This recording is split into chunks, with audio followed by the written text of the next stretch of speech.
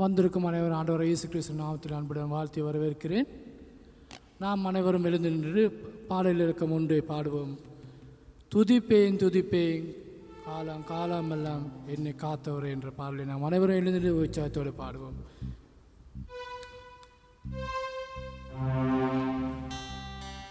இந்த பாடலான நம்ம அனைவருக்கும் மிகவும் இந்த பாடல்கள் நாம் அனைவரும் உற்சாகத்தோடு பாடுவோம்.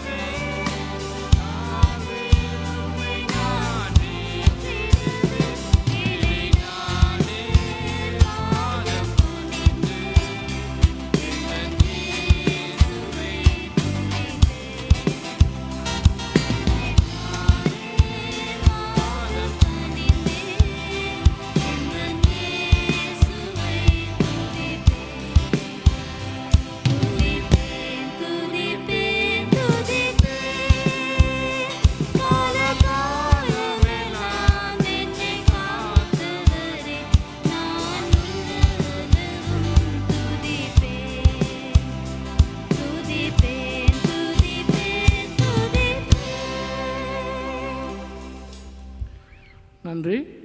நாங்கள் இருந்து வந்த கருத்தெடு கொடுத்து ஜெபித்து கருத்தெடுத்து ஒப்புக் கொடுப்போம். சகோதரன் ஜெபிக்குமாறு கேட்டுக்கொள்கிறேன்.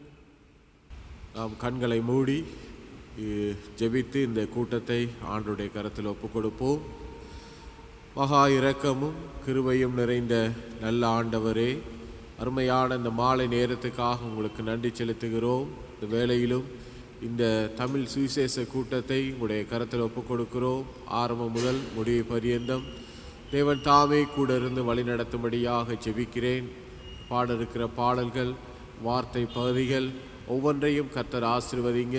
ஊழியம் செய்கிற சகோதர சகோதரிகளோடு கூட இருந்து வழிநடத்துங்க. இன்னும் வரவேண்டியவர்களுக்காக ஜெபிக்கிறேன். ஆண்டவரை வந்து கொண்டிருக்கிற ஒவ்வொருவரும் சுபத்திரமாக இந்த இடத்துக்கு வந்து சேர ஆண்டவர் தாமே நீங்கள் உதவி செய்யும்படியாக ஜெபிக்கிறேன். வார்த்தையை கொண்டு வருகிற சகோதரனுக்காக ஜெபம் பண்ணுகிறேன். பரிசுத்த ஆவியானவர் தாமே கூட இருந்து வழி நடத்தும்படியாக முற்றுமுழுதாக சகல காரியங்களை நம்முடைய கருத்தில் ஒப்புக் கொடுத்து ஆண்டவராகிய இயேசு கிறிஸ்துவின் நாமத்தில் ஜெபிக்கிறேன் ஜீவனுள்ள நல்ல பிதாவே, ஆமென். வந்திருக்கும் அனைவரும் ஆண்டவர் இயேசு கிறிஸ்து நாமத்தில் மீண்டும் வாழ்த்தி வரவேற்கிறேன். எமக்கு கிளை சபையிலிருந்து சகோதரர்கள் இன்றைய தினத்தில் வந்திருக்கிறார்கள். எமக்கு மிகவும் சந்தோஷமான நாளாக இருக்குது. ஏனென்றால் இந்த வருடத்தில் 2வது வாரத்தில் எமது தமிழ் சுவிசேஷ கூட்டத்தை வைக்க கர்த்தர் எங்களுக்கு கொடுத்திருக்க அந்த நல்ல நாளுக்காக நாம் அனைவரும் இருந்த வண்ணமாக 2வது பாடலை பாடுவோம். அல்லேலூயா கர்த்தாவே ஏகமாய் துதியுங்கள் என்று. நாம் அனைவருக்கும் தெரிஞ்ச பாடல்கள், தெரியாத பாடல்கள், நாம் அனைவரும் மிகவும் உற்சாகத்தோடு இருந்த வண்ணம் பாடுவோம்.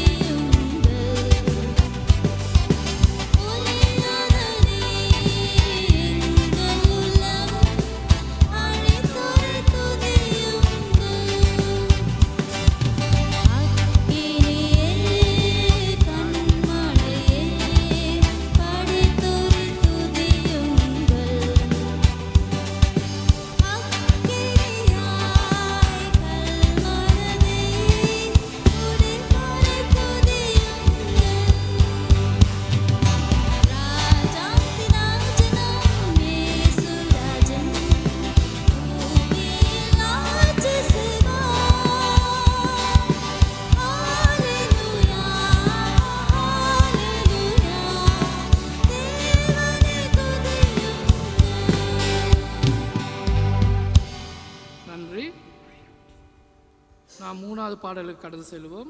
நாம் அனைவரும் முடிந்தவர்கள் எழுந்து நின்று, மற்றவர்கள் இருந்த வண்ணமாக அனைவரும் எழுந்து நின்று உற்சாகத்தை பாடுவோம். நன்றியால் துதிப்பாடு நாம் இயேசுவே நாவாலே என்று பாடல் நாம் அனைவருக்கும் மிக தெரிஞ்ச பாடல்கள். அனைவரும் நாம் உற்சாகத்தோடு பாடுவோம்.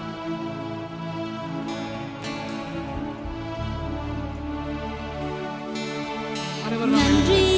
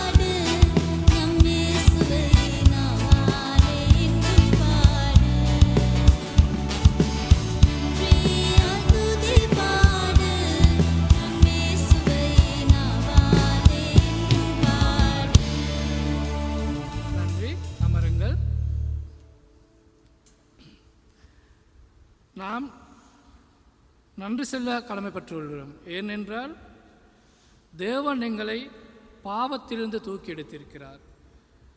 நாங்கள் ஒரு காலத்தில் இந்த உலகத்தில் பாவத்தினாலும் அக்கிரமத்தினாலும் ஒன்றுக்கு உதவாமல் இருந்த எங்களை அவர் எங்கள் மேலே வைத்த அன்பின் மூலம் எங்களை தேர்ந்து கொண்டு எங்களுக்கு ஒரு அருமையான பாடல்களை கொடுத்திருக்கார்.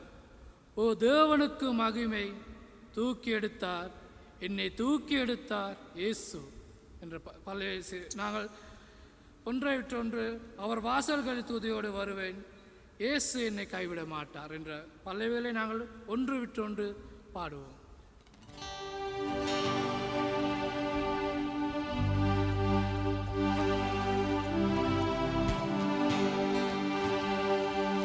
ஓ தேவனுக்கு மகிமை, என்னை தூக்கி எடுத்தார் இயேசு. அனைவரும் கைகளை தட்டி பாடுவோம்.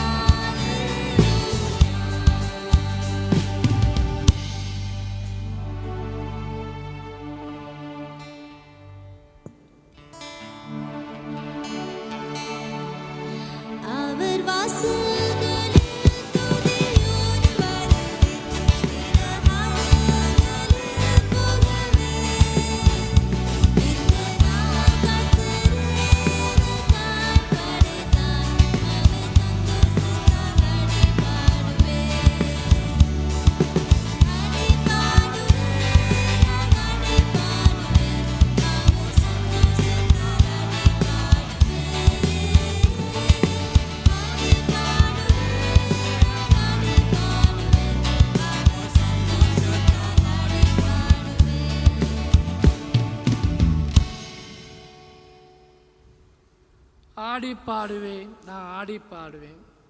தலையும் அசைய மாட்டேங்குது, காலும் அசைய மாட்டேங்குது, உதடும் அசையவே மாட்டேங்குது.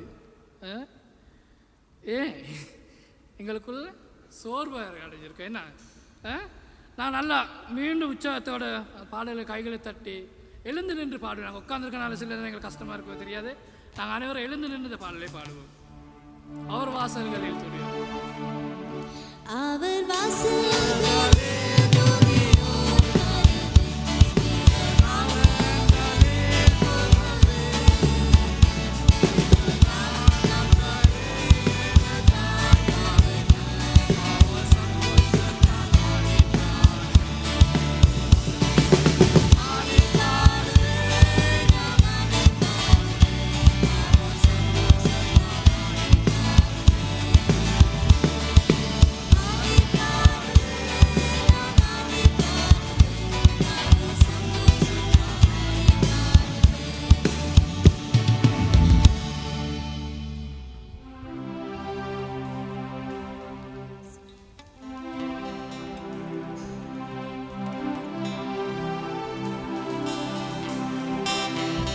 இயேசு என்னை கைவிட மாட்டார்,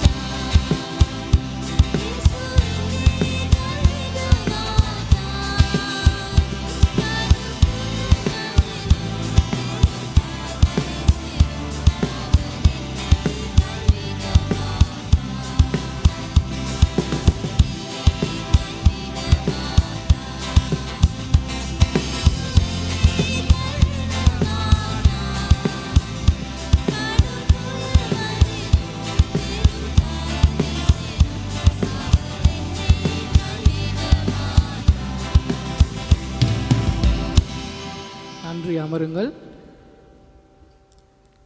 நாங்கள் இப்பொழுது ஒரு விசேஷ பாடலுக்கு கேட்க போகிறோம் சகோதரிகள் மூலம்.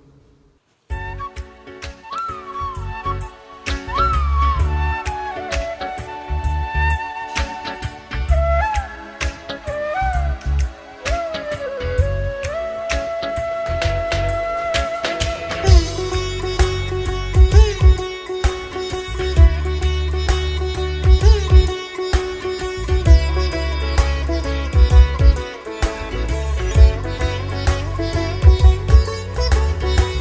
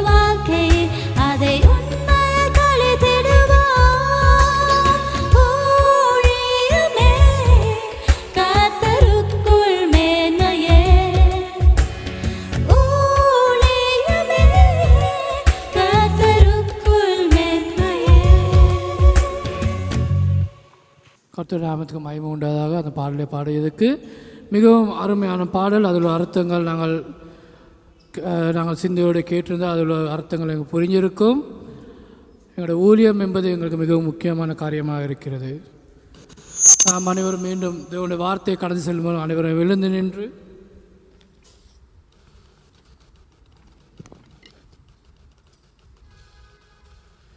இயேசுவை ஏற்றுக்கொள்வாய், கிறிஸ்து இயேசுவை ஏற்றுக்கொள்வாய் என்ற பாடலை நாங்கள் அனைவரும் பாடுவோம் எழுந்து நின்று.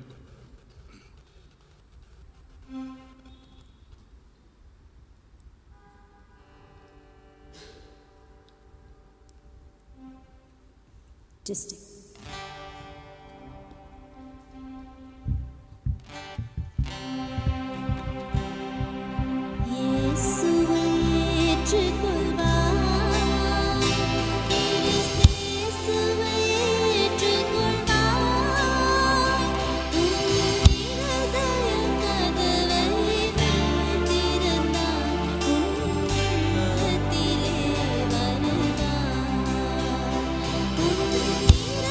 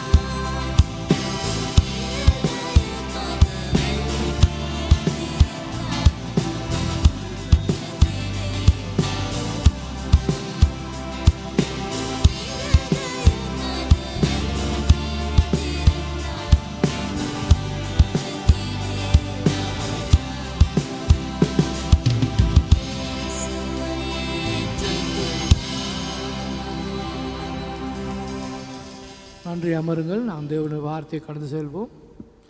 சந்திரன் அவர்கள் தேவனுடைய வார்த்தையை பகிர்ந்து கொள்வார். கர்த்தராகிய இயேசு கிறிஸ்துவினுடைய நாமத்திலே புது வருட வாழ்த்துக்களை நான் தெரிவித்துக் கொள்கிறேன். இந்த நாளில் நாங்கள் ஆண்டவருடைய சமூகத்திலே ஒரு சில வார்த்தைகளை இந்த வேளையிலே நாங்கள் கேட்டு, இந்த நாளில் அந்த வார்த்தையிலே சொல்லப்பட்டிருக்கிறதான சத்தியங்களை நாம் இந்த நாளிலே அறிந்து கொள்ளும்படியாக ஆண்டவர் நமக்கு தந்திருக்கிறதான இந்த நேரத்துக்காக நாம் ஆண்டவருக்கு நன்றி சொல்ல வேண்டும். ஆகவே இந்த வேளையில் நாம் எடுத்துக்கொள்ளலாம் 2 ராஜாக்கள் புஸ்தகம் 5ஆம் அதிகாரம் 1வது வசனம்.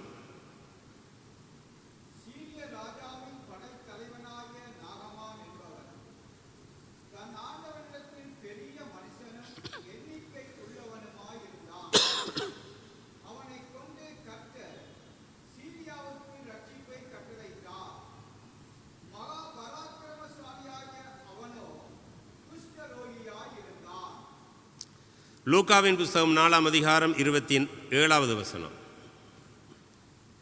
லூக்கா 4:27.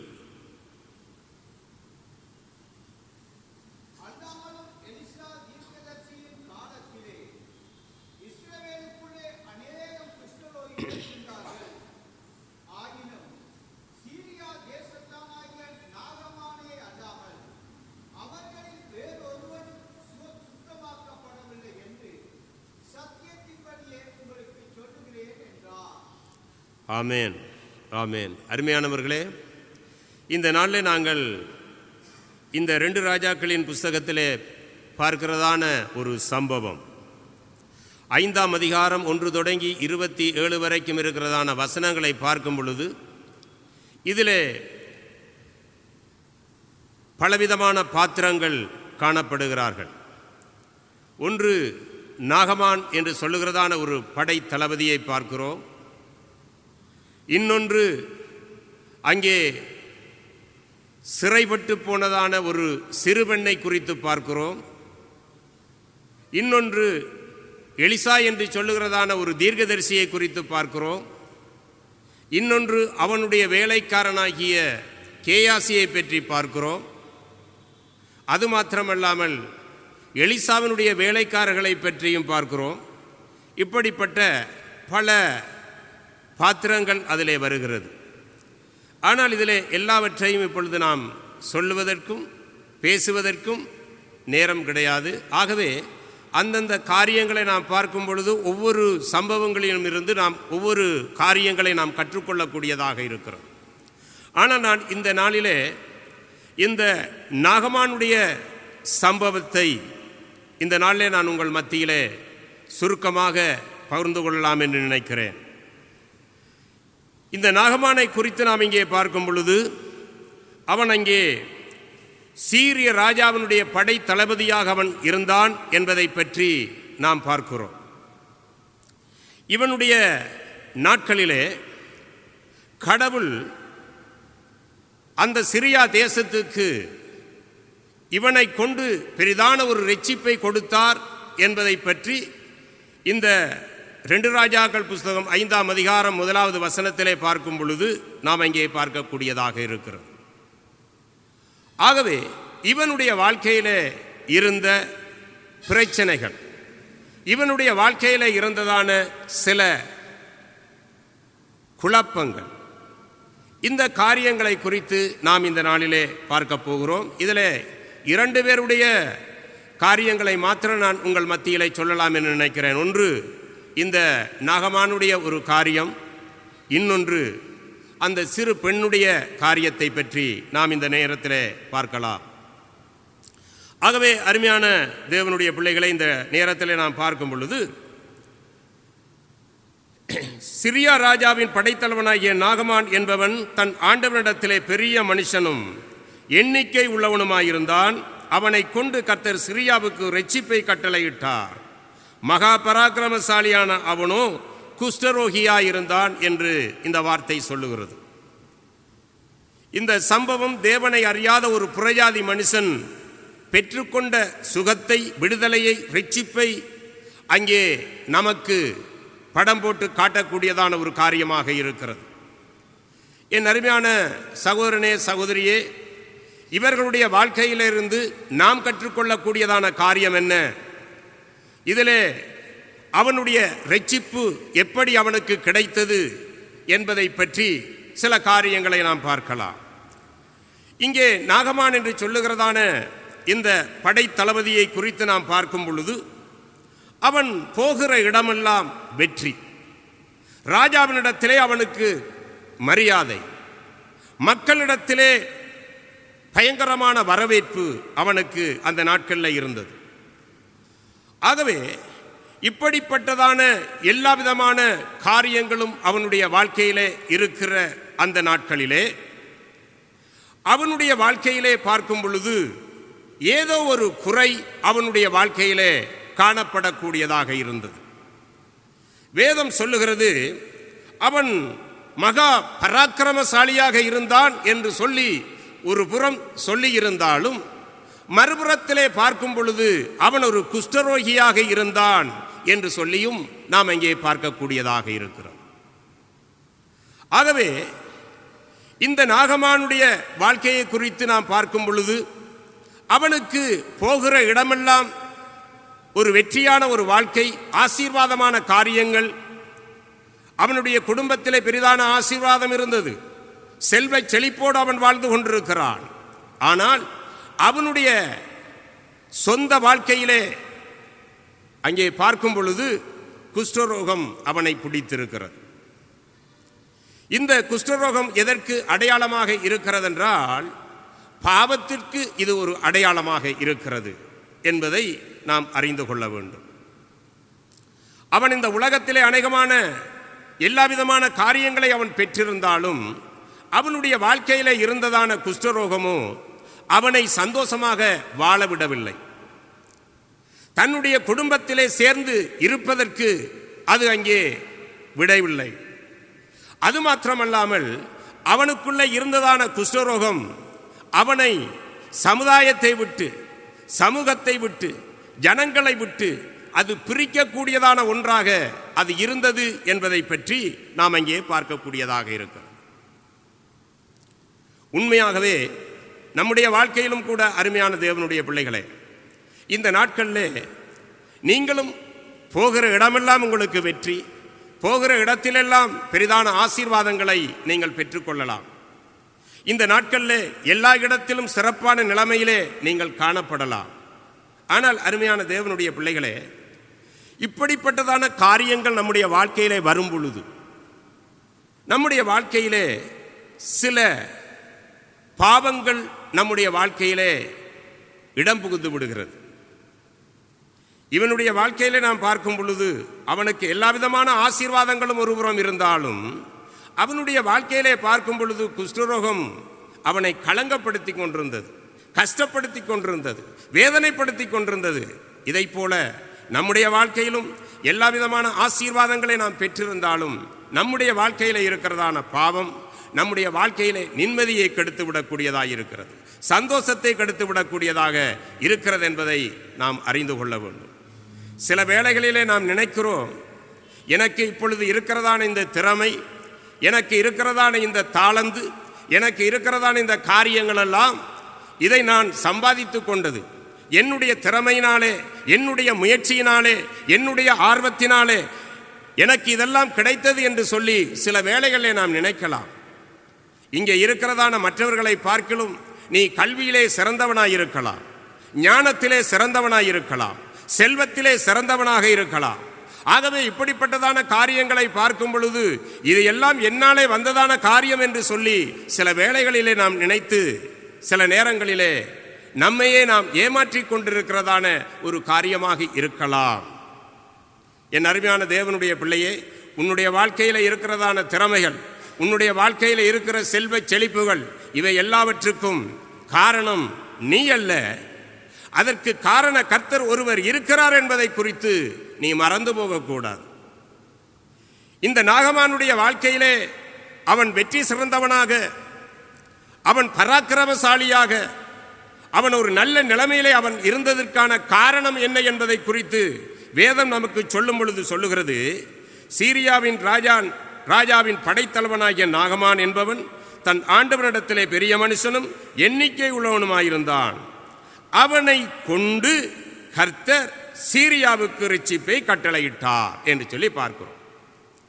இந்த இடத்திலே நாம் பார்க்கும் பொழுது அவனுக்கு இருந்த திறமையினாலேயோ அவனுக்கு இருந்ததான பலத்தினாலேயோ அல்லது அவனுக்கு இருந்த பராக்கிரமத்தினாலேயோ அவன் பெரிதான வெற்றிகளை அவன் பெற்றுக்கொண்டான் என்று சொல்லுவதற்கு கிடையாது. காரணம், கர்த்தர் அவனோடு இருந்து அங்கே சிரியாவுக்கு அவர் வெற்றியை கொடுத்தார். இதுதான் உண்மையான ஒரு காரியம். கர்த்தர் ஒரு மனிதனோடு இருக்கிறபடியினால் தான் அவனுக்கு வெற்றி வருகிறது.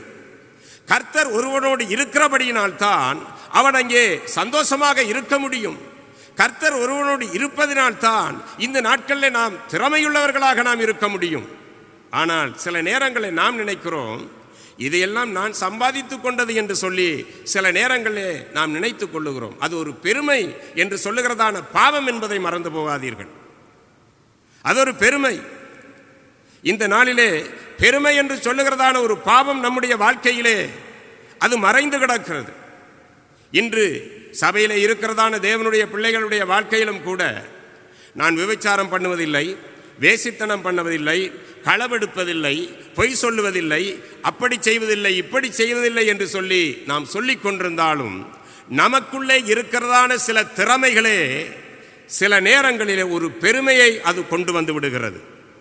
ஃபாதர் பெக்மான்ஸ் ஒரு பாடலை பாடினார், பெருமை என்ற வலையில் விடாதே, அது உனக்கு வறுமையை கொண்டு வந்துடும். ஆகவே பெருமை என்று சொல்லுகிறதான காரியம் அது சாதாரணமான ஒரு காரியம் அல்ல. அது பெருமை தேவனை விட்டு நம்மை பிரித்துவிடும். தேவனை விட்டு மாத்திரமல்ல, மனுஷரை விட்டும் அது பிரித்துவிடும் என்பது வேதத்திலே நாம் பார்க்கக்கூடியதான உண்மையாக இருக்கிறது. ஏசாயா தீர்க்கதரிசியின் புஸ்தகத்திலே நாம் பார்க்கும் பொழுது அங்கே ஏசாயாவின் புஸ்தகத்தை எடுத்தவர்கள் வாசித்து பார்க்கலாம். 14ஆம் அதிகாரம் 12வது வசனத்திலிருந்து 14வது வசனங்கள் வரைக்கும் இங்கே லூசிபரை பற்றியதான ஒரு சம்பவம் சொல்லப்படுகிறது.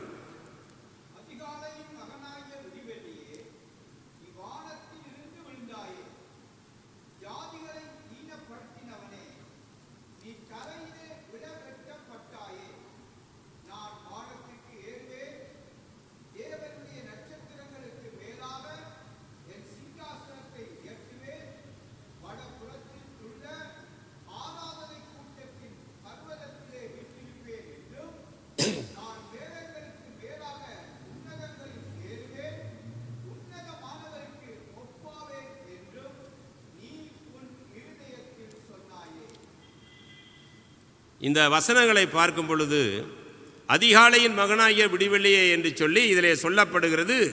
அங்கே சாத்தானை பற்றியதான ஒரு சம்பவம் அங்கே எழுதப்பட்டிருக்கிறது. தேவனோடு இருந்தவன், தேவனுடைய சமூகத்திலே இருந்தவன், அந்த ஆராதனை கூட்டத்திலே இருந்தவன்.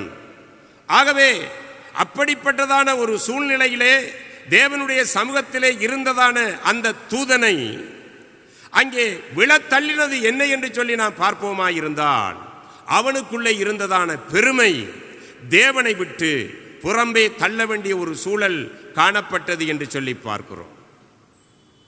பெருமை என்பது தேவனை விட்டு நம்மை பிரித்து விடுகிறது.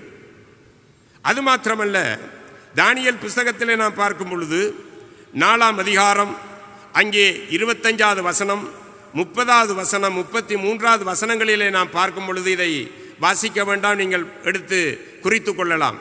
தானியேல் புஸ்தகம் 4ஆம் அதிகாரம் 25, 30, 33 ஆகிய வசனங்களை பார்க்கும் பொழுது காரியத்தை நான் சொல்லுகிறேன். நேபுகாத் நேச்சார் என்று சொல்லுகிறதான மனுஷன், அவன் பெரிதான ஒரு பாபிலோனை அவன் கட்டினவன். அவன் கட்டினதான பாபிலோனை அவன் பார்த்து, இது நான் கட்டின பாபிலோன் அல்லவா என்று சொல்லி தன்னுடைய பராக்கிரமத்தை குறித்து அவன் அங்கே மேன்மை பாராட்டினான். நடந்தது என்ன என்று சொல்லி பார்ப்போமாயிருந்தால், அவன் அங்கே மனுஷரிடத்திலே இருந்து அவன் தள்ளப்பட்டு மாடுகளைப் போல புல்மேய வேண்டியதான ஒரு நிலைமை அவனுக்குள்ளே காணப்பட்டது என்று சொல்லி பார்க்கிறோம்.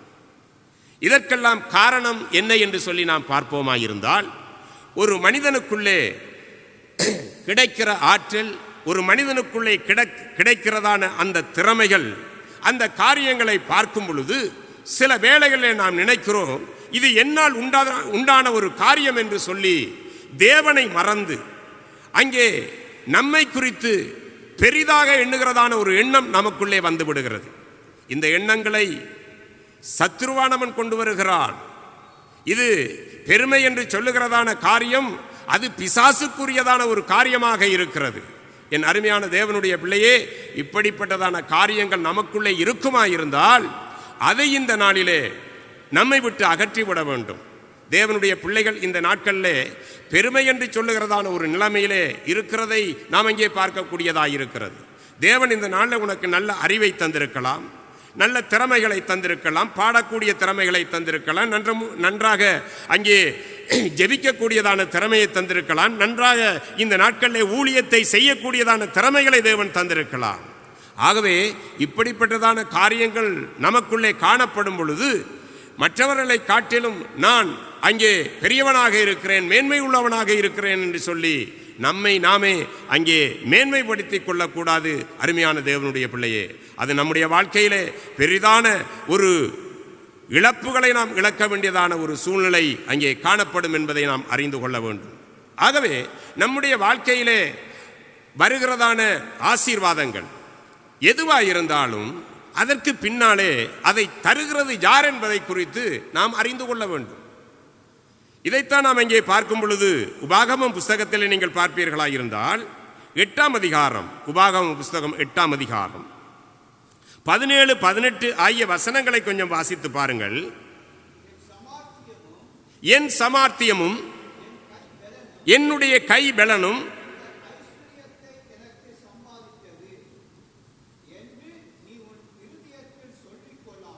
அதை உன்னுடைய இருதயத்திலே நீ சொல்லிக் கொள்ளாமலும்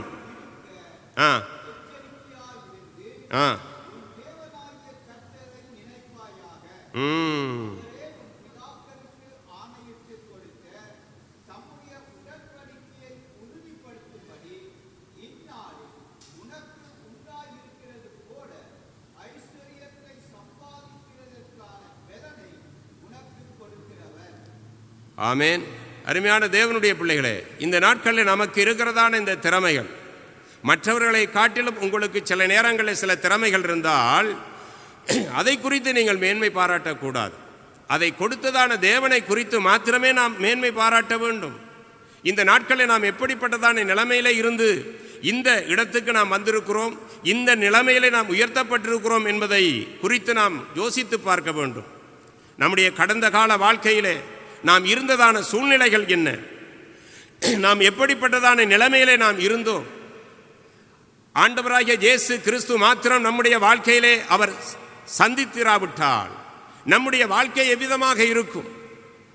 அருமையான தேவனுடைய பிள்ளைகளே, எனக்கு இந்த நாளிலே நான் இந்த இடத்திலே நான் நிற்பதற்கு எனக்கு தேவன் ஒரு பெரிதான ஒரு கிருபையை அவர் எனக்கு தந்தார். ஆகவே அது என்னால் உண்டானதான ஒரு காரியம் அல்ல, அது தேவனுடைய ஈவு என்பதை குறித்து முதலாவது நாம் அறிந்து கொள்ள வேண்டும்.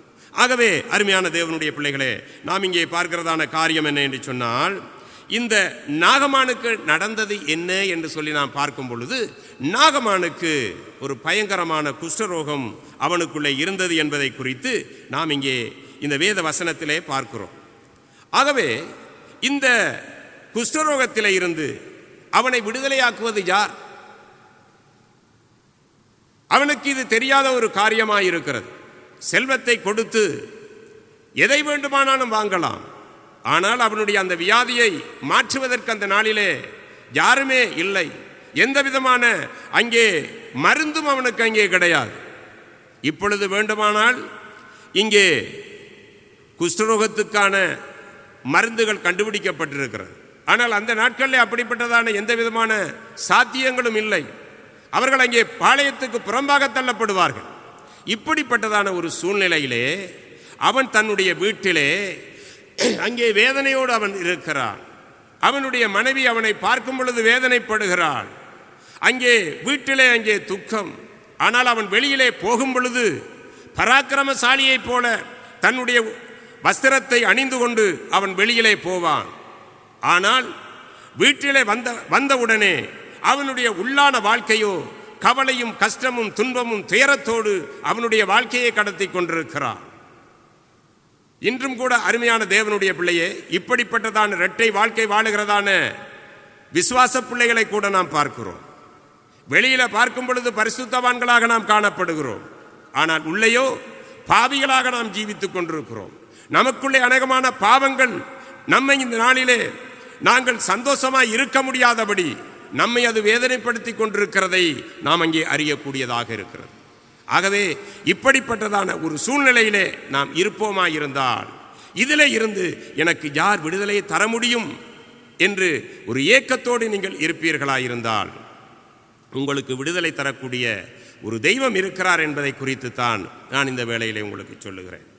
ஆகவே இந்த இடத்திலே இவர்கள் அங்கே வேதனையோடு இருக்கிறார்கள், துன்பத்தோடு துயரத்தோடு இருக்கிறதை அந்த வீட்டிலே வேலை செய்து கொண்டிருக்கிறதான ஒரு சிறு பெண் பார்க்கிறாள்.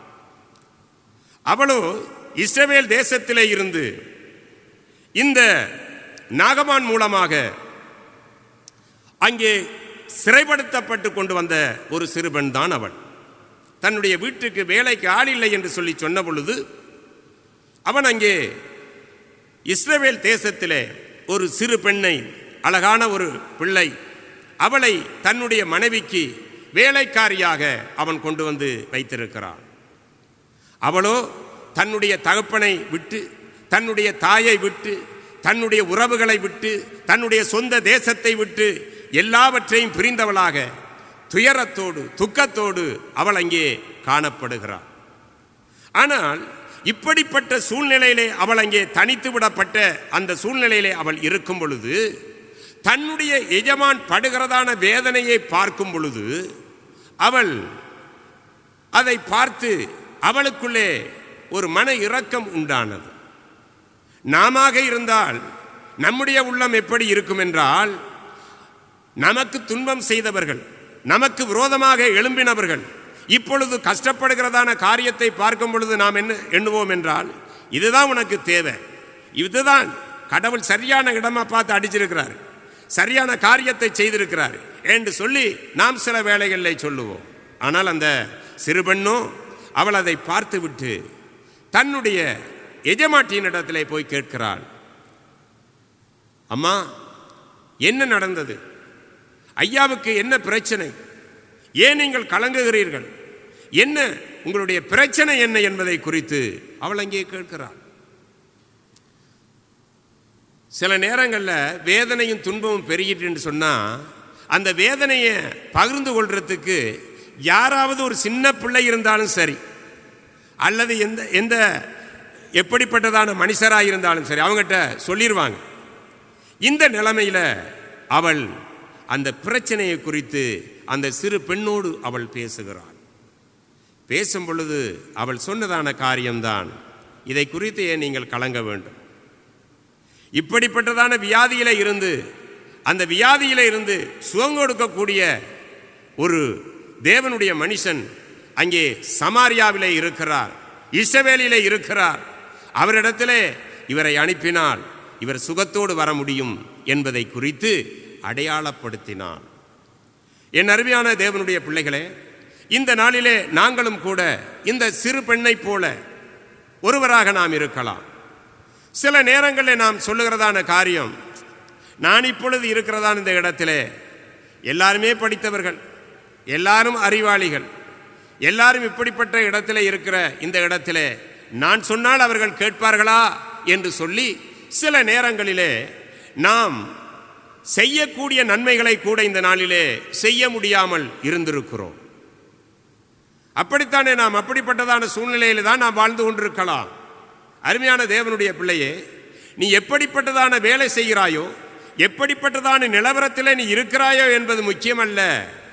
இந்த நாளிலே இந்த பாவத்திலே இருந்து, இந்த வியாதியிலே இருந்து ஒரு மனுஷனுக்கு நிம்மதியை கொடுக்கக்கூடியதான தெய்வம் எங்கே இருக்கிறார் என்பதை குறித்து அறிவிக்க வேண்டியதான ஒரு பொறுப்பு உங்களிடத்திலே இருக்கிறது, என்னிடத்திலே இருக்கிறது. இன்று எத்தனையோ பேர் வியாதியோடு, வறுமையோடு, வேதனையோடு, துன்பத்தோடு, துயரத்தோடு எத்தனையோ பேர் அழுது புலம்பிக் கொண்டிருக்கிறதை நாம் பார்க்கிறோம். எத்தனையோ பேருக்கு அங்கே வறுமையோடு இருக்கிறார்கள், எத்தனையோ பேர் வியாதியோடு இருக்கிறார்கள். அவர்களை பார்த்து அவர்களுக்கு நீங்கள் அந்த வியாதியிலே இருந்து, வேதனையிலே இருந்து சுகத்தை கொடுக்கக்கூடியதான ஒரு தெய்வம் இருக்கிறார் என்பதை குறித்து சொல்லக்கூடியதான பொறுப்பை கடவுள் நமக்கு தந்திருக்கிறார். ஏனென்றால் இஸ்ரவேலிலே இருக்கிறதான தெய்வத்தை குறித்து அறிந்தவள் அந்த சிறுவன். அவள் இப்பொழுது இடமாற்றப்பட்டிருக்கிறாள். சில நேரங்களிலே அவள் இப்பொழுது இடமாற்றப்பட்டு வேதனைக்கு மத்தியிலே, துன்பத்துக்கு மத்தியிலே அவள் கொண்டு வரப்பட்ட பொழுது அவள் நினைக்கலாம், நான் என்னுடைய பெற்றோரை விட்டு வந்திருக்கிறேன், என்னுடைய சமுதாயத்தை விட்டு வந்திருக்கிறேன், நான் இப்படிப்பட்ட ஒரு இடத்திலே தனித்து விடப்பட்டவளாக இருக்கிறேன் என்று சொல்லி கவலையோடு காணப்படலாம். தேவன் ஒவ்வொருத்தரையும் ஒவ்வொரு இடங்களுக்கு அனுப்புவது ஏதோ ஒரு நோக்கத்தோடு அனுப்புகிறார். தேவன் நம்முடைய வாழ்க்கையிலே குறுக்கிடுகிறதான காரியம் சில வேளைகளிலே இப்படித்தான் நடக்க வேண்டும் என்று அங்கே இல்லை. சில நேரங்களில் என்னை எந்த இடத்திலே வைத்து சந்திக்க வேண்டுமோ அப்படிப்பட்டதான இடத்திலே தேவன் என்னை சந்திப்பதற்காக தேவன் என்னை கொண்டு நடத்துகிறார். அதுதான் உண்மையான ஒரு காரியம். சில வேளைகளில் நான் இருக்கிறதான சூழ்நிலையிலே நான் இருக்கும் பொழுது ஆண்டவரை குறித்து என்னாலே அறிய முடியாமல் இருக்கலாம். ஆனால் நான் வேறு ஒரு சூழ்நிலைக்கு தள்ளப்படும் பொழுது, வேறு ஒரு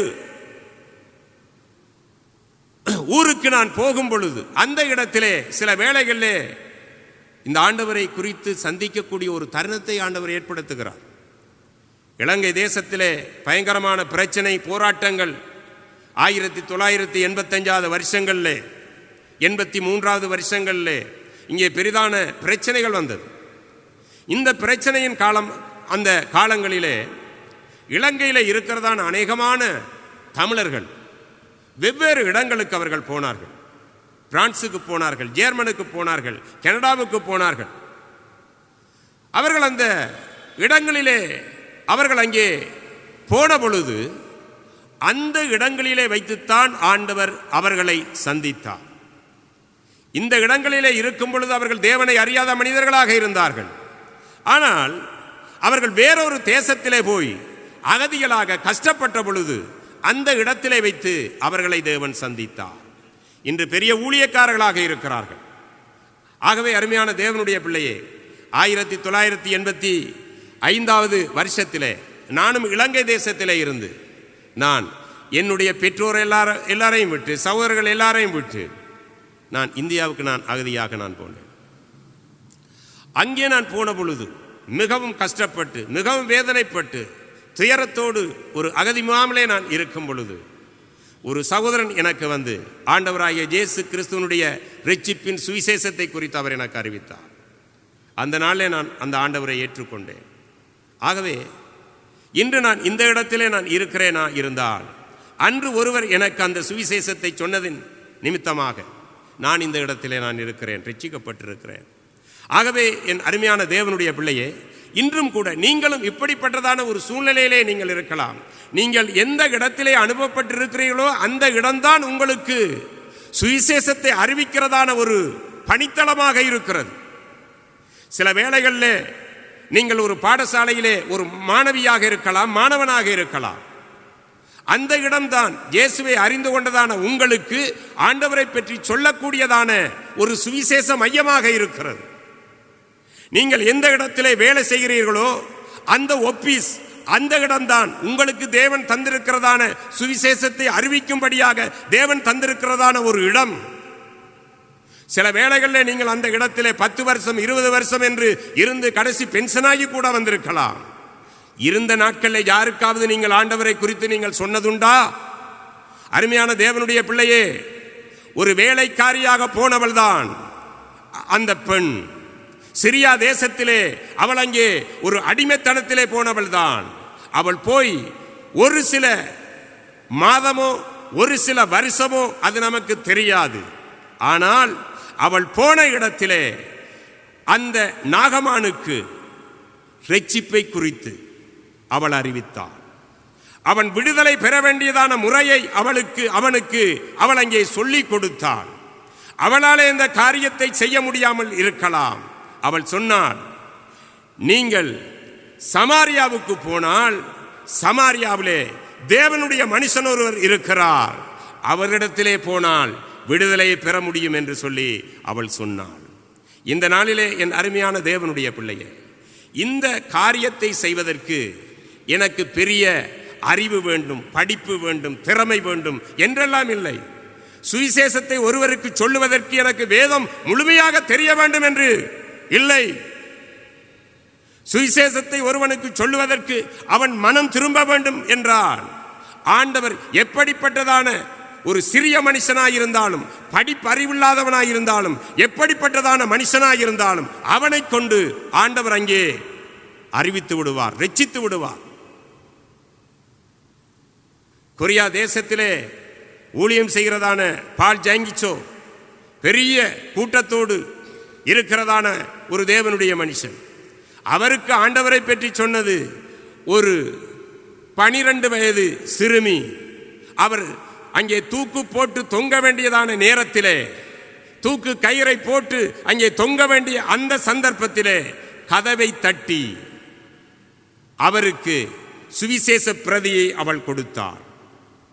அந்த சுவிசேஷ பிரதியை அவர் எடுத்து வாசித்த பொழுது ஆண்டவராகிய இயேசு கிறிஸ்துவினுடைய பாடு மரணங்களை குறித்து, ஆண்டவராகிய இயேசு கிறிஸ்து என்னுடைய பாவத்திலே இருந்து விடுதலை தரக்கூடியவர் என்பதை குறித்து எழுதப்பட்டிருந்த வார்த்தையை அவர் அங்கே வாசித்து ஆண்டவருக்கு தன்னுடைய வாழ்க்கையை ஒப்பு கொடுத்தார்.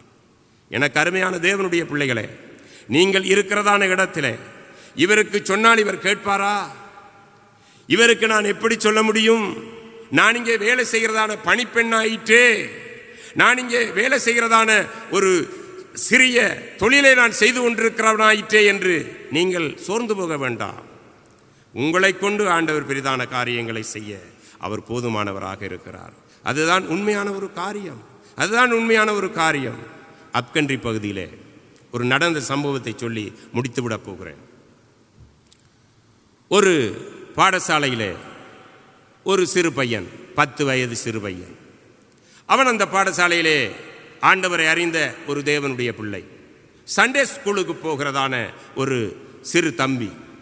அவன் அந்த பாடசாலையிலே அவன் படித்து கொண்டிருக்கிறான். அங்கே கூட்டங்கள் நடக்கும் பொழுது, ஏதாவது அங்கே மாணவர் மன்ற கூட்டங்கள், இப்படிப்பட்டதான கூட்டங்கள் எதுவும் வைத்தால் அந்த இடத்திலே எல்லா பிள்ளைகளும் சினிமா பாடல்கள் பாடுவார்கள், தங்களுக்கு இருக்கிற திறமைகளை வெளிப்படுத்துவார்கள். ஆனால் இவனோ ஆண்டவருடைய பாடலை மாத்திரம் பாடுவான். ஆகவே எந்த நேரமும் ஆண்டவருடைய பாடலையே முணுமுணுத்து கொண்டு இருப்பான். இப்படிப்பட்டதான இந்த காரியத்தை செய்ததான அந்த மாணவனை அந்த பாடசாலையில் இருக்கிறதான அதிபர் கவனித்துக் கொண்டிருந்தார். ஆகவே அவருக்கோ ஒரு பயங்கரமான ஒரு பிரச்சனை, அவருக்கு ஒரு பயங்கரமான வெளியிலே சொல்ல முடியாத ஒரு போராட்டத்தின் மத்தியிலே அவர் அங்கே இருக்கிறார். ஒரு நாள் பாடசாலை முடிந்து அவன் போகும் பொழுது அந்த அதிபருடைய முகத்தை பார்க்கிறான்.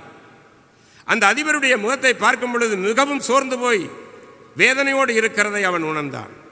அவன் பக்கத்தில் போய் கேட்டான், சார் என்ன சார் ஒரு மாதிரி இருக்கிறீங்க, துக்கமாக இருக்கிறீங்களே என்று சொல்லி சொன்ன பொழுது அவருக்கு இந்த பையனை பற்றி தெரியும். இவன் ஒரு சபைக்கு போகிறவன் என்பது மாத்திரம் அவருக்கு தெரியும். அவரோ ஆண்டவரை அறியாத ஒரு மனுஷன். ஆகவே தன்னுடைய அந்த வேதனையை இப்பொழுது நான் சொல்லுவதற்கு வேறு யாரும் இல்லை, அதை யாரிடத்திலேயாவது சொல்ல வேண்டும். இன்றைக்கு அநேகமான பேர் தங்களுடைய வேதனை யார்கிட்டையாவது சொல்ல வேண்டும்ன்றதான துர்பாக்கியமான நிலையில இருக்கிறாங்க. வேதனையோட எத்தனையோ பேர் இருக்கிறாங்க, யார் இதை கேட்பாங்கன்றது தெரியாத நிலைமையில இருக்கிறாங்க. நாம் அவர்களை பார்க்க வேண்டும், கவனிக்க வேண்டும், கேட்க வேண்டும். இந்த சிறு பையன் கேட்டான். கேட்ட பொழுது அவர் சொன்னார், தம்பி ஒன்றும் இல்லை, என் குடும்பத்தில் இப்படிப்பட்டதான ஒரு பெரிய ஒரு பிரச்சனையில் நான் இருக்கிறேன். இதிலேருந்து நான் எப்படி விடுதலை ஆகிறேன்னு எனக்கு தெரியல. இதை குறித்து நான் யோசிச்சுக்கிட்டு இருக்கிறேன். உயிரோடு இருக்கிறத விட செத்து போயிடலாமோ என்றதான ஒரு நிலைமையில் நான் இருக்கிறேன்ப்பா. நீ உன்னுடைய ஜேசு விட்ட எனக்காக ஜெபிக்க முடியுமா என்று சொல்லி அந்த பிரின்சிபல் கேட்டார். அந்த நேரத்தில் இந்த தம்பி சொன்னா, ஓ உங்களுக்காக நான் ஜெபிப்பனே என்று சொல்லிவிட்டு முழங்கால் படியிட்டு அவருடைய அந்த பிரச்சனையை சொன்னால், உங்கள் பிரச்சனையை ஆண்டவர்கிட்ட நீங்கள் சொல்லுங்கள், நான் உங்களுக்காக ஜெபிக்கிறேன்னு சொல்லி ஒரு 2 நிமிஷங்கள் அந்த சிறு பிள்ளை ஜெபித்தான். அவன் ஜெபித்து முடியும் பொழுது அவருடைய உள்ளத்துக்குள்ளே ஒரு சமாதானம் வந்தது. அவன் ஜெபித்து, ஆண்டவரே நீ இந்த காரியத்தை பார்த்து கொள்ளும், ஐயாவினுடைய அந்த பிரச்சனையை தீர்த்து விடும், ஐயாவுக்கு நீங்கள் அந்த விடுதலையை கொடுங்க ஆண்டவரே, நீர் கொடுப்பீர் என்று நான் விசுவசிக்கிறேன் என்று சொல்லி அவன் ஜெபித்து முடித்தான். அவருக்குள்ள ஒரு சமாதானம். இந்த பையன் போயிட்டான். அவர் வீடு போன பொழுது அவன் ஜெபித்த மாதிரியே ஆண்டவர் அந்த பிரின்சிபலுக்கு ஒரு விடுதலையை கொடுத்தார். அடுத்த நாள் இவன் பாடசாலை வந்த பொழுது அவர் கேட்டார், தம்பி நீ எந்த ஆலயத்துக்கு நீ போகிற? நான் அந்த ஆலயத்துக்கு வரவோணும், அந்த ஆலயத்தில் வந்து இன்னும் இந்த இயேசுவை பற்றி நான் அறிந்து கொள்ள நான் விரும்புகிறேன் என்று சொல்லி தன்னுடைய வாழ்க்கையை அவர் ஒப்பு கொடுத்தார். அந்த ஆலயத்துக்கு போனார். அந்த ஆலயத்திலே அந்த பாஸ்டரை பார்த்து பாஸ்டரிடத்திலே சொன்னான், நான் ஒரு பெரிய பிரச்சனையில் இருந்தேன், ஆனால் இந்த தம்பி எனக்கு இந்த ஆண்டவரை பற்றி சொன்னார், அவர் ஜெபம் பண்ண இந்த தம்பி என்னுடைய வாழ்க்கையில் நான் ஒரு அற்புதத்தை நான் கண்டுகொண்டேன் என்று சொல்லி. என் அருமையான தேவனுடைய பிள்ளைகளே, இந்த நாளில் நான் சொல்லுகிறதான இந்த காரியம், ஒரு மனிதனுக்கு சுவிசேஷத்தை சொல்லக்கூடியது அதுக்கு பெரிய பாண்டித்தியம் பெற்றவர்கள், பெரிதான பைபிள் ஸ்கூலுக்கு போய் எல்லாவற்றையும் கற்று அறிந்தவர்கள் தான் சொல்ல வேண்டும் என்றல்ல. ஆண்டவர் யாரை கொண்டும் அவருடைய ரட்சிப்பை அவர் அங்கே கொடுத்து விடுவார். இது இந்த பிள்ளையின் மூலமாக பெரிய ஒரு பிரின்சிபல், அவர் அங்கே ரட்சிக்கப்பட்டார். இது உண்மையானது, நான் பொய்யை சொல்லவில்லை. எனக்கு அருமையான தேவனுடைய பிள்ளையே, நிறைய காரியங்களை சொல்ல முடியும். ஆகவே அந்த தேவன் இன்றும் கூட உங்களோடு இருக்கிறார். ஆகவே நாகமானுடைய கதையை நாம் சொல்லி முடிச்சிருவோமே, நேரம் போயிட்டது. ஆகையினால நாகமான் இந்த வார்த்தைகளை கேட்டு அங்கே சமாரியாவிலே இருக்கிறதான தேவனுடைய மனுஷனை அவன் அங்கே சந்திக்கும்படியாக அவன் போனான். தேவனுடைய மனுஷனும் அந்த நாகமானை பார்க்க கூட விரும்பவில்லை. அவன் அங்கே தன்னுடைய கூடாரத்தில் இருக்கிறான். வேலைக்காரன் போய் பார்த்துவிட்டு அவன் வந்து சொல்லுகிறான், நாகமான் என்று அங்கே படைத்தளபதி சீரியா தேசத்திலே இருந்து வந்திருக்கிறார், அவருக்கு இப்படிப்பட்டதான குஷ்டரோகமாம், மாற்றிவிடும்படி நம்முடைய ராஜா சொல்லிவிட்டிருக்கிறார் என்று சொல்லி அங்கே சொன்ன பொழுது எலிசா சொன்னதான காரியம் இதுதான். அவரை போய் அந்த ஜோர்தானிலே போய் 7 முறை முங்கி எழும்பி போகும்படியாக சொல்லென்று. எவ்வளவுதான் காரியம். இந்த சம்பவம் உங்களுக்கு தெரியும். என் அருமையான தேவனுடைய பிள்ளை அவன் கேட்கிறான், என்னுடைய தமஸ்குகளை இல்லாத ஆராய்ங்கே ஓடிக்கொண்டிருக்கிறது. ஆகவே அங்கே இருக்கிறதான நல்ல நதிகள் ஓடிக்கொண்டிருக்கும் பொழுது இந்த ஜோர்தான் என்று சொல்லுகிறதான இந்த நதியிலே கரை புரண்டு சேற்றோடு சவுதியோடு ஓடி வருகிறதான இந்த நதியிலேயா நான் போய் குளிக்க வேண்டும் என்று சொல்லி அவன் ஒரு முறை சொன்னான். இருந்தாலும் அவனுடைய வேலைக்காரர்கள் சொன்னார்கள், தீர்க்கதரிசி பெரிய காரியத்தை சொல்லியிருந்தால் நீர் இருப்பீரா மாட்டீரா?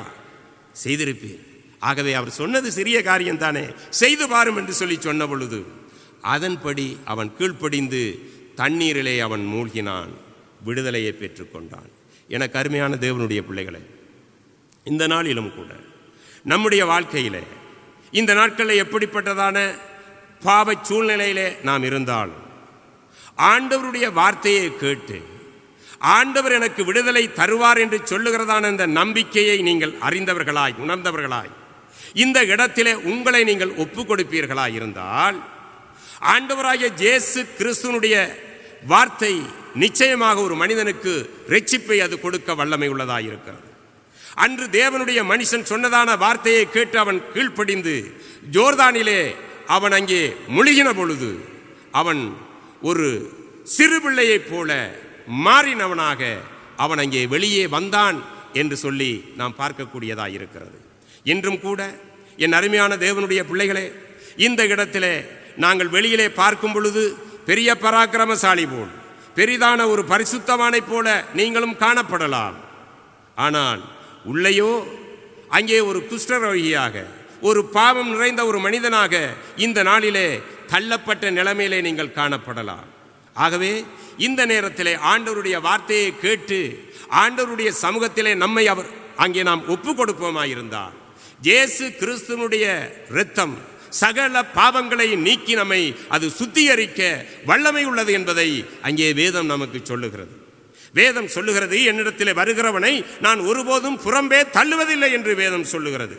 இந்த நாளிலே எப்படிப்பட்டதான நிலைமையிலே நீங்கள் இருந்தாலும், எந்த சூழ்நிலையிலே நீங்கள் காணப்பட்டாலும், என்னதான் வியாதியோடு இருந்தாலும், என்னதான் வேதனையோடு இருந்தாலும், என்னதான் ஒரு பாவத்தோடு இருந்தாலும், உங்களை விடுதலையாக்க கூடியதான இயேசு ஒருவர் இருக்கிறார் என்பதை நீங்கள் இந்த நாளிலே அறிந்து கொண்டீர்களாயிருந்தால் அவரிடத்திலே உங்களுடைய வாழ்க்கையை நீங்கள் ஒப்புக் கொடுங்கள்.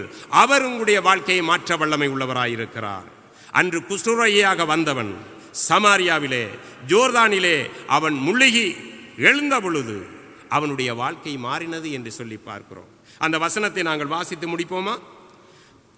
2 ராஜாக்கள் புஸ்தகம் 5ஆம் அதிகாரம் 14, 15 அந்த நாகமானுடைய அறிக்கையை கொஞ்சம் நீங்கள் அங்கே கேட்கலாம்.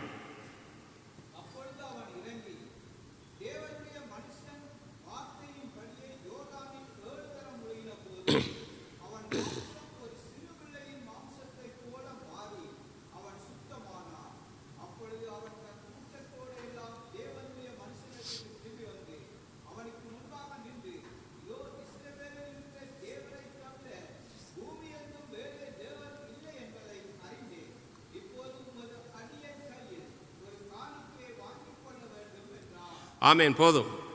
அவன் கடைசியாக அறிந்து கொண்டதான ஒரு காரியம், இந்த பூமியிலே இஸ்ரவேலின் தேவனைப் போல ஒரு தேவன் இல்லை, அவர்தான் மெய்யான தேவன் என்பதை குறித்து அங்கே அவன் சாட்சி கொடுத்ததை நாம் அங்கே பார்க்கிறோம். அருமையான தேவனுடைய பிள்ளையே, இந்த நாளிலும் கூட நம்முடைய ஆண்டவர் நம்மை அவர் விடுவிக்க அவர் போதுமானவர் என்பதை நாம் இந்த நாளிலே அறிந்து கொள்ளுவோம். இந்த வேளையிலே நம்மை ஒப்பு கொடுப்போமா? இந்த நேரத்தில் ஆண்டவருடைய கரத்திலே நான் இறுதியாக ஜெபம் பண்ணி நான் முடிக்கப் போகிறேன். எங்களை நேசிக்கிற எங்களுடைய பரலோக பிதாவே, இந்த அருமையான நல்ல நேரத்துக்காக நாங்கள் உமக்கு நன்றி செலுத்துகிறோம். நாகமானைப் போல இந்த நாளிலே குஷ்டரோகிகளாக, பாவம் நிறைந்தவர்களாக, சமுதாயத்திலே தள்ளப்பட்டவர்களாக, எல்லாராலும் ஒதுக்கப்பட்டவர்களாக நாங்கள் இந்த நாளிலே காணப்படலாம். ஆனால் இந்த நாளிலும் கூட தகப்பனே, இந்த உலகத்தாலே நாங்கள் ஒதுக்கப்பட்டவர்களாக இருந்தாலும் ஆண்டவரே, நீர் எங்களை ஏற்றுக்கொள்ளுகிற தெய்வம் என்பதை நாங்கள் இந்த நேரத்திலே அறிந்து கொண்டோம். உம்மிடத்திலே நாங்கள் வரும் பொழுது எங்களுடைய பாவத்தை நீர் எங்களுக்கு மன்னித்து எங்களுடைய அநியாயத்தை நீக்கி எங்களை சுத்திகரிப்பதற்கு நீர் உண்மையும் நீதியும் உள்ளவராய் இருக்கிறீர் என்று உம்முடைய வேத வசனத்திலே நாங்கள் கண்டுகொண்டோம். என் அருமையான ஆண்டவரே, எங்கள் ஒவ்வொருத்தரையும் ஒப்பு கொடுக்கிறோம். இந்த வார்த்தையை கேட்கிற யாவரை நான் ஆண்டவருடைய கரத்திலே ஒப்பு கொடுக்கிறேன். எந்த நிலைமையிலே யார் இருந்தாலும், எந்த பிரச்சனையிலே யார் இருந்தாலும், அந்த பிரச்சனையின் மத்தியிலே இருக்கிறதான ஒவ்வொருத்தருக்கும் ஆண்டவராகிய இயேசு கிறிஸ்து இந்த நாளிலே சுகத்தை கொடுக்கிறவர் மாத்திரமல்ல, அவனை சுத்திகரித்து அவனை தேவனுடைய பிள்ளையாக மாற்றுகிறவர் நம்முடைய தேவன். ஆண்டவரே, இந்த நாளிலே அதற்கு பாத்திரவான்களாக ஆண்டவரே நாங்கள் மற்றவர்களுக்கு உம்முடைய அன்பை குறித்து நாங்கள் சொல்லி உம்மண்டையிலே அவர்களை சேர்க்கிறவர்களாக, ஆண்டவரே உம்மை அறிவிக்கிறவர்களாக எங்கள் ஒவ்வொருத்தரையும் நீர் மாற்றும். கரத்திலே எங்களை தாழ்த்துகிறோம், ஒப்பு கொடுக்கிறோம். ஆண்டவராகிய இயேசு கிறிஸ்துவின் நாமத்திலே ஜெபிக்கிறோம் நல்ல பிதாவே, ஆமென். எல்லாரும் சொல்லுவோமா? என் ஆத்துமாவே கர்த்தரை சோஸ்தரி, என் முழு உள்ளமையுடைய பரிசுத்த நாமத்தை சோஸ்தரி. என் ஆத்துமாவே கர்த்தரை சோஸ்தரி, அவர் செய்த சகல உபகாரங்களையும் மறவாதே. ஆமென்.